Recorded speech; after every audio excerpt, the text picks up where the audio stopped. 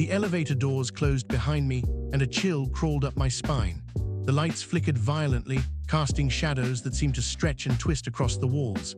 I had stepped inside countless times before, but tonight felt different. The hum of the elevator was deeper, almost alive, like it was breathing. I pressed the button for my floor, expecting the mundane ride I had known for years. But something was wrong. I could feel it before I even saw it. A soft whisper brushed past my ear, curling into the corners of my mind. "Come." My heart skipped a beat, and I spun around, but the elevator was empty. Only my reflection stared back, distorted, as though it wasn't entirely me. I tried to tell myself it was my imagination, the exhaustion, the late hour. Yet the air had grown thick, suffocating, almost as if the elevator itself was watching me. And then I saw it just for a second. The number 13 glowed faintly red on the panel. Floor 13? Impossible. There was no floor 13. I had studied the blueprints, checked with friends, even confirmed with the building manager. Nothing existed between 12 and 14. But there it was, pulsating, alive. My instincts screamed at me to press another button, escape, but something deep inside me was drawn forward.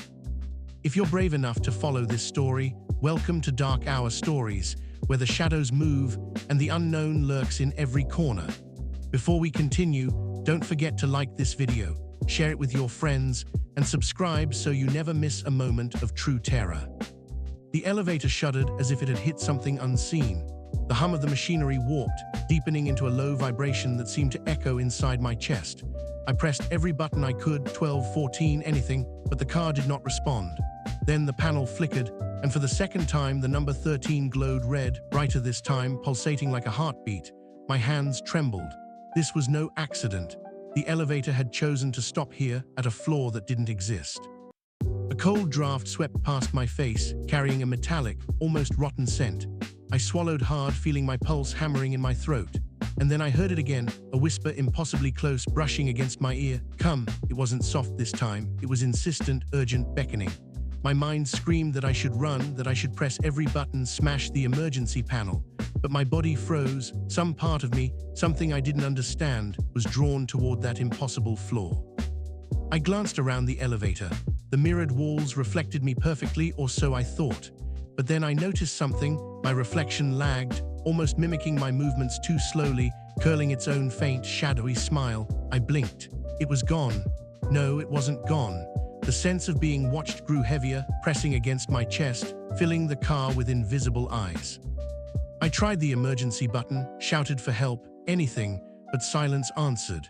The hum of the elevator morphed into whispers, overlapping, repeating my name, each syllable curling around my thoughts until I could barely think.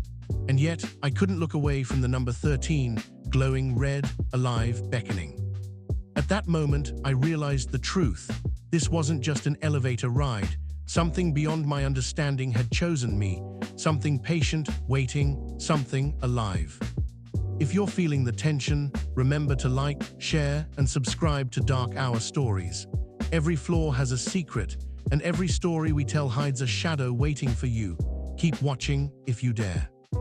The elevator doors slid open with a metallic groan, revealing a hallway that made my stomach twist with unease. It shouldn't have existed. I knew my building, the blueprints were clear. Floor 13 didn't exist.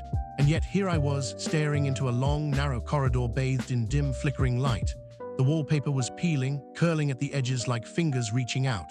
The air was cold, unnaturally so, and carried a faint metallic scent that made my throat dry. I stepped out cautiously, the floorboards creaking under my weight. Shadows stretched unnaturally across the walls, elongating and twisting with every flicker of the failing lights. I thought I saw movement at the far end, a tall, dark figure that vanished the moment I blinked. My heart raced, but my feet kept moving forward, as if drawn by a force I couldn't resist. The whispers returned, low and overlapping now. "Stay, stay," they hissed. It wasn't just one voice anymore, it was many, surrounding me, pressing into my mind. Each step forward made the air thicker, heavier, like wading through invisible molasses. My reflection in the cracked panels along the hallway moved independently, lingering where I had just been, watching, smiling. I told myself it was impossible, that my mind was playing tricks. But then I saw the letter, yellowed and folded, lying in the center of the hallway. Something compelled me to pick it up. The handwriting was shaky, almost frantic. You shouldn't be here. Floor 13 sees everything. My pulse quickened. The shadows seemed to lean closer, the whispers louder, and I knew there was no turning back now. If the tension has your heart racing, remember to like, share, and subscribe to Dark Hour Stories. The story has just begun, and Floor 13 watches more than you can imagine. Keep following if you dare. I held the paper in my trembling hands, the words searing into my mind. You shouldn't be here. Floor 13 sees everything. The whispers had grown into a chorus, circling me like a predator, repeating my name over and over. I could feel invisible eyes pressing into my back, following my every movement. I wanted to throw the letter away, to run, but some part of me, some terrifying curiosity, made me hold it closer. I moved down the hallway, shadows stretching and twisting with every step. The floorboards creaked, the lights flickered, and every time I glanced at the walls, I thought I saw figures just at the edge of my vision. The letter seemed to pulse, glowing faintly in the dim light, guiding me forward, deeper into the impossible corridor. I realized then that Floor 13 wasn't just a number. It was alive, patient, watching, waiting. Every instinct screamed for me to run, but the hallway had no end. Or maybe it did, but it was impossible to see. The air smelled faintly metallic, like blood, and the temperature dropped further. My breath came in short, panicked bursts. Then from the shadows I felt its presence, watching, following, breathing. If the tension is gripping you, don't forget to like, share, and subscribe to Dark Hour Stories. The darkness isn't just in the story, it's everywhere, and sometimes it finds you. I returned to the elevator, desperate for escape.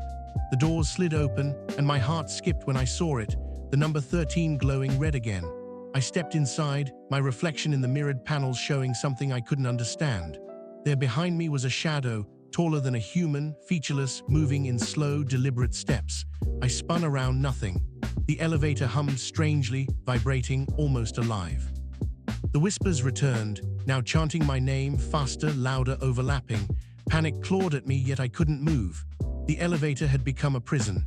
Every time I looked away, the shadow appeared closer, lurking, patient, silent. My own reflection mocked me, lagging behind my real movements, stretching, distorting. I pressed every other button, screamed for help, but the elevator ignored me. The number 13 pulsed, and I felt drawn to it, as if some unseen force had claimed me. My mind teetered on the edge of reason and terror. Something was waiting, something patient, something hungry. If your heart is racing, take a moment to like, share, and subscribe to Dark Hour Stories. The horrors of Floor 13 are only just beginning, and it watches you as you listen.